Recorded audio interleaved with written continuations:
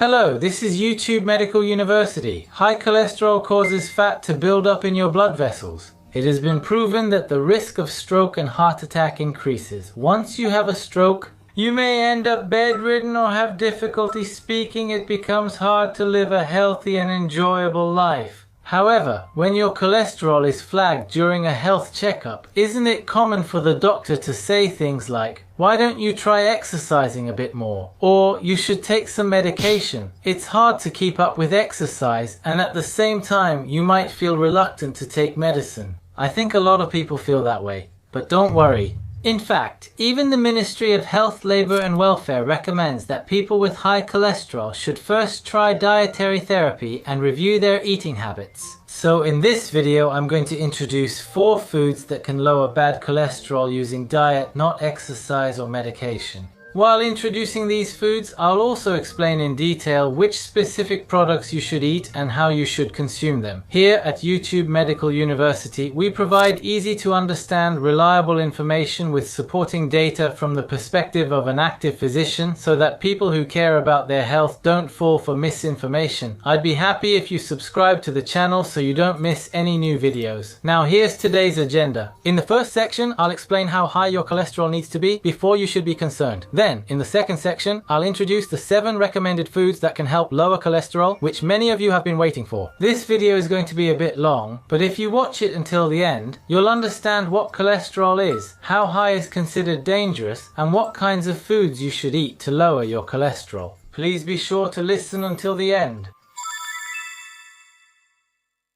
So, in the first part, I'll briefly and simply explain what cholesterol actually is, whether it's really something bad, and I'll also introduce the levels at which cholesterol becomes a risk. If you've had a health checkup, please watch this video while looking at your own numbers. In a health checkup, there are 3 main cholesterol-related values. The first is low-density lipoprotein, the second is high-density lipoprotein, and the third is something called triglyceride. It's hard to understand just from the abbreviations. Low-density lipoprotein is generally called bad cholesterol, high-density lipoprotein is good cholesterol, and triglyceride refers to neutral fat. Cholesterol seems easy to understand, but it's hard to know what it actually does, right? Let's look at each one. Low-density lipoprotein, or bad cholesterol, is often thought of as a villain just because it's called bad. But actually, it's a very important type of cholesterol. Bad cholesterol is like a ship that carries cholesterol. This ship floats along in the bloodstream and eventually delivers it to the organs. Its role is to deliver cholesterol, so when you have bad cholesterol, it delivers cholesterol throughout your entire body. It accumulates lipids and becomes a cause of arteriosclerosis. That's why it's called bad, but actually, the lipids, oil is actually what makes up our bodies. It's extremely important for our cells. It serves as a material for the cell membrane, which surrounds the cell. And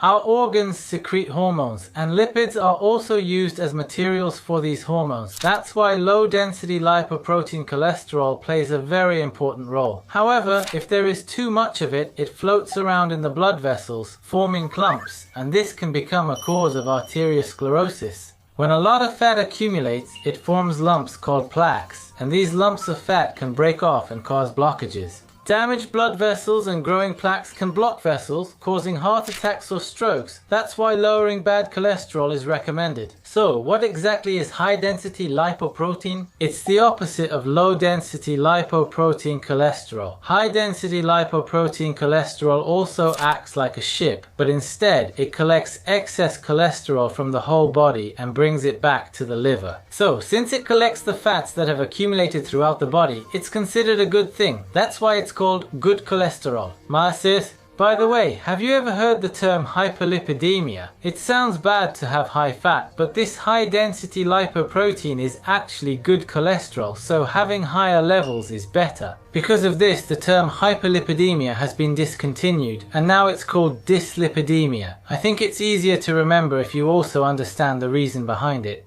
So, what role do triglycerides play? Simply put, triglycerides they exist to store energy. So, if you eat too much, your triglycerides will increase. That's a simple way to understand it. Excess fat becomes triglycerides, which are stored in the liver or as visceral fat and subcutaneous fat. When fat increases, it makes your body less responsive to insulin, which raises the risk of diabetes and various other lifestyle-related diseases.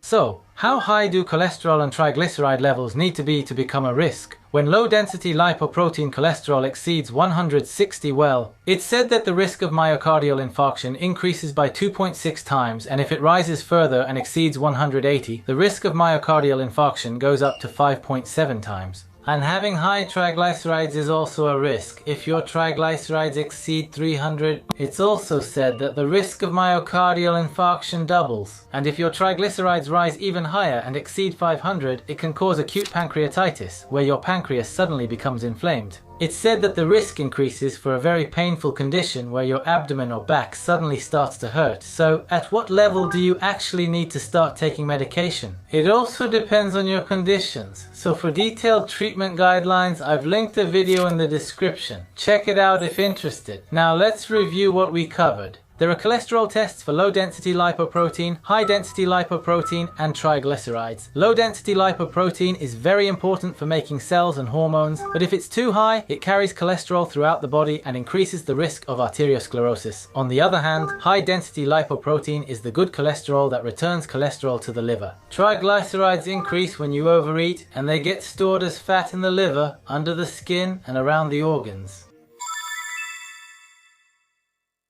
Now, in the second period, the part you've been waiting for. How can you lower cholesterol through your diet without relying on medication or exercise? I'll introduce 7 foods with proven effects. Here are 7 dietary methods to lower cholesterol. The first one is phytosterols. Many of you may have never heard of phytosterols before. This is also called plant sterols. Phytosterols are simple to understand. They are plant-based oils found in vegetables, fruits, and grains. They are found in corn, sesame, peanuts, soybeans, canola oil, sesame oil, nuts, avocados, and chocolate.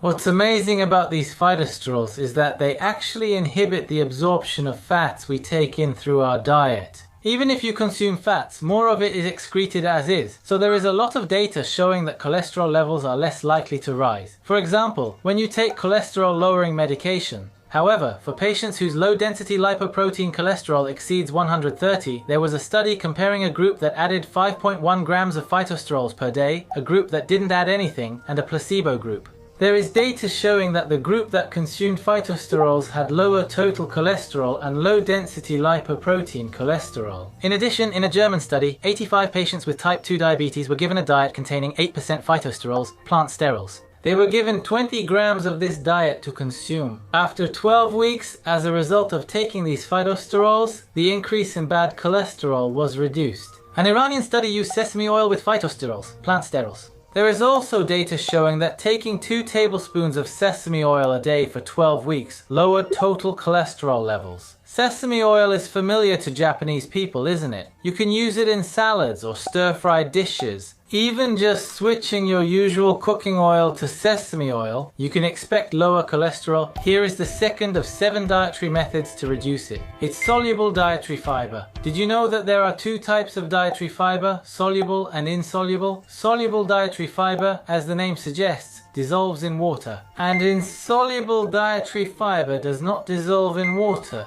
Both are very good for improving bowel movements, but since insoluble dietary fiber doesn't dissolve, it increases the bulk of your stool and helps improve bowel movements. On the other hand, soluble dietary fiber dissolves in water, which softens the stool. It also serves as food for gut bacteria and helps regulate your digestive system. These are the expected effects, according to a meta-analysis, which is a highly reliable study that analyzes many research papers. The more soluble dietary fiber you consume, the more your total cholesterol and low-density lipoprotein, bad cholesterol decrease. Amazingly, it's said that for every 1 gram increase in dietary fiber intake, bad cholesterol drops by an average of 2.2 points. That's an impressive result, isn't it? Please try to consciously include soluble dietary fiber in your diet. It's difficult to get enough soluble dietary fiber unless you pay attention to it. Foods that contain a lot of it are often sticky or slimy, so remembering that can make it easier to identify them. How about natto, kelp, wakame, mazuku, makabu, and Chinese yam? I intentionally chose sticky and slimy foods, but these kinds of foods are meals that contain a lot of soluble dietary fiber. What I especially recommend is definitely natto. Not only is natto rich in protein, it also contains both soluble and insoluble dietary fiber. And it's also rich in vitamins and minerals. Plus, there's a substance called nattokinase, which is now said to help thin the blood. Another recommended source of soluble dietary fiber is wakame seaweed. Wakame is especially rich in minerals and low in calories. If you buy dried wakame, it's easy to store and you can eat a lot of it for a low price. Wakame is mostly dietary fiber, so eating it can help slow the rise in blood sugar after meals. There is even data showing that wakame itself can help suppress the increase of bad cholesterol. It's said that even dried wakame is just as effective as fresh wakame, so why not try adding it to vinegar dishes or mixing it into miso soup. Here is the third method for lowering cholesterol through diet.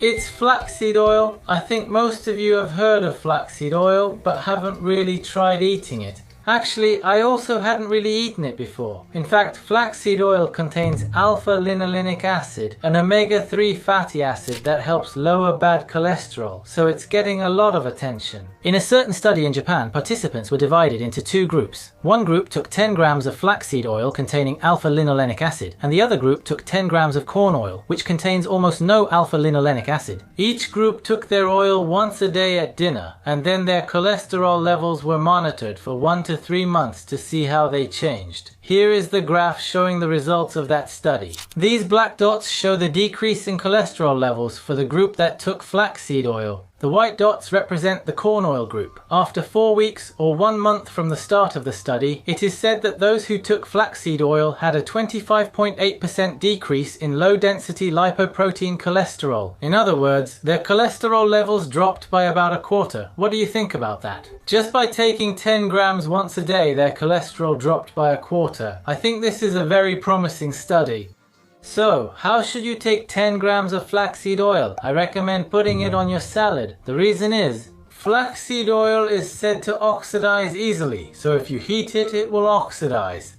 It's believed that the beneficial components decrease, so as a recommended way to eat it, try sprinkling a little salt and olive oil on your salad, and then pour flaxseed oil on top before eating. Actually, you'll notice when you try flaxseed oil that it doesn't have a strong taste, and it actually adds a bit of richness to salads, making them easier to eat, so please give it a try. Personally, I recommend chopping up some block cheese, like 6-piece cheese, and sprinkling it on your salad. It adds even more richness and makes the salad milder and tastier. What do you think? Will this kind of diet help lower it? Are these kinds of medications necessary? If you have any questions, please leave a comment, and I also do a YouTube live every Tuesday at 9 post-meridian where I answer questions, so feel free to join us if you're interested. And it would really encourage me if you could subscribe to the channel so you don't miss any new videos. Now let's continue. 7 ways to lower cholesterol through diet. The 4th one is this. Soybeans. Many of you might be thinking, I've never really heard that soybeans can lower cholesterol. Even in other YouTube videos, this hasn't been explained much. Soybean isoflavones are gaining attention for possibly lowering total and bad cholesterol. Let me introduce a certain study. The participants were given ground beef to eat.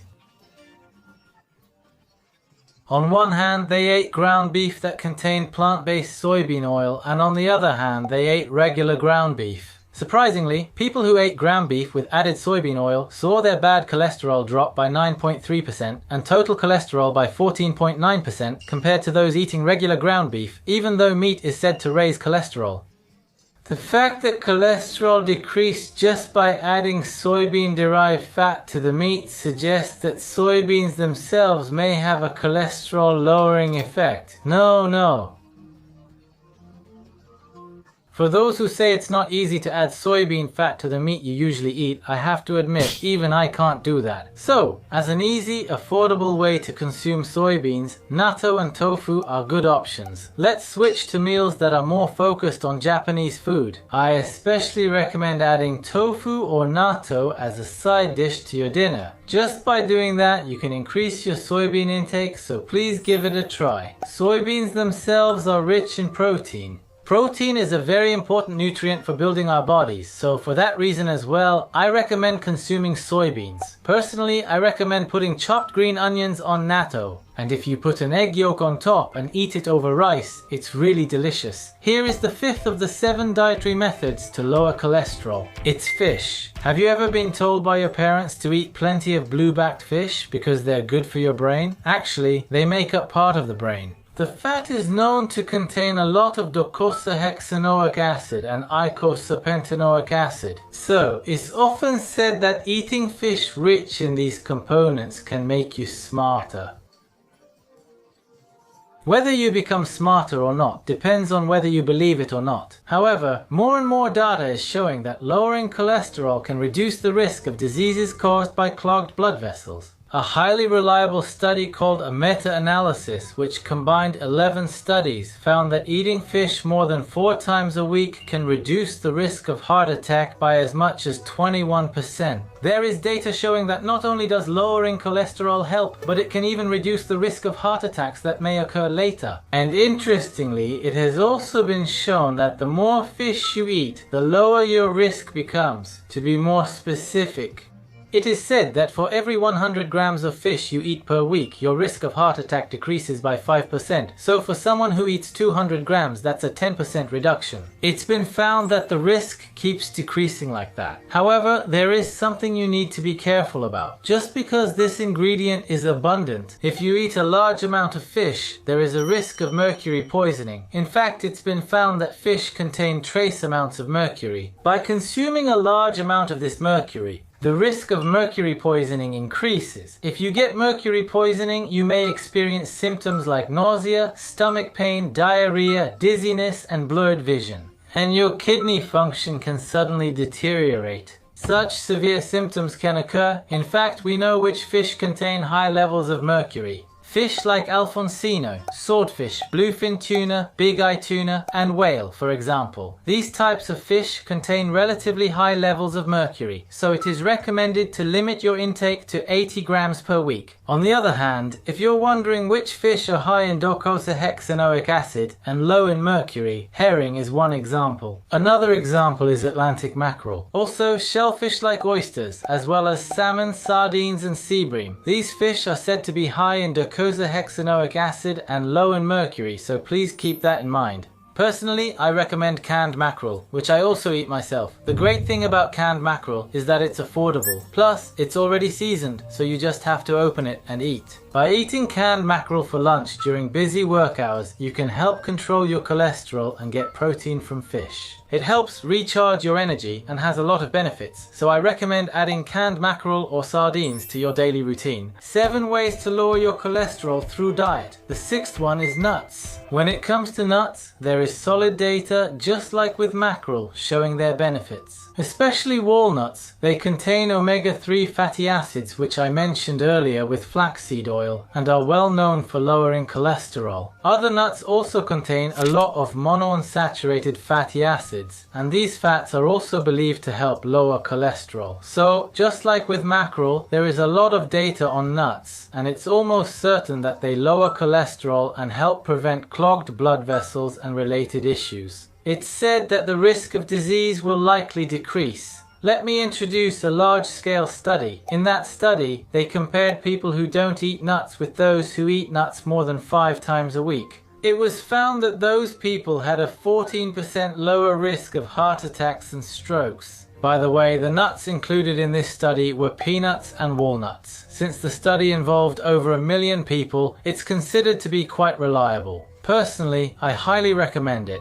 The recommended way to eat nuts is with small packets of nuts. I suggest eating nuts in small packets as a substitute for snacks. My desk drawer at work is full of these small packets of nuts. What's great about these small packets of nuts is that they're affordable. Because you have to chew them a lot, you feel like you've eaten. And unlike snacks, your hands stay clean, so you can eat them while working. But you can eat them when you get a little hungry. And most snacks are usually high in calories, so by replacing them with nuts, you can also reduce your total calorie intake. As a result, your cholesterol levels go down and the risk of heart attacks and strokes also decreases. That's what people say, so please try looking up small packs of nuts on Amazon or similar sites. Personally, my recommendation would be, after all, I would recommend walnuts, as they contain omega-3 fatty acids. What did you think? Lowering cholesterol. 7 dietary methods. Here's the last, number 7, the Mediterranean diet. We've emphasized this many times before on YouTube Medical University. This Mediterranean diet not only lowers cholesterol, but also reduces triglycerides in people with diabetes. And fundamentally, it lowers the risk of heart attacks and strokes, which are the ultimate consequences of arteriosclerosis. That's not all. It's a superfood that has been shown to reduce the risk of dementia and certain types of cancer. The Mediterranean diet refers to the cuisine of the Mediterranean coast of Europe, where seafood is abundant, so there's a lot of fish. It's centered around vegetables, fruits, soy products, and dairy products. There's little red meat or salad oil in this diet. Fish and olive oil are the main components, and this habit of eating fish and soybeans is very familiar to Japanese people. Natto, tofu, and blue-backed fish that I mentioned earlier are also included in the Mediterranean diet, and each of them is expected to help lower cholesterol. In fact, in a highly reliable study called a meta-analysis that combines 6 trials, it was found in people who are obese. They gathered 2,650 people and divided them into groups to eat either a Mediterranean diet or a low-fat diet. As a result, those who ate the Mediterranean diet,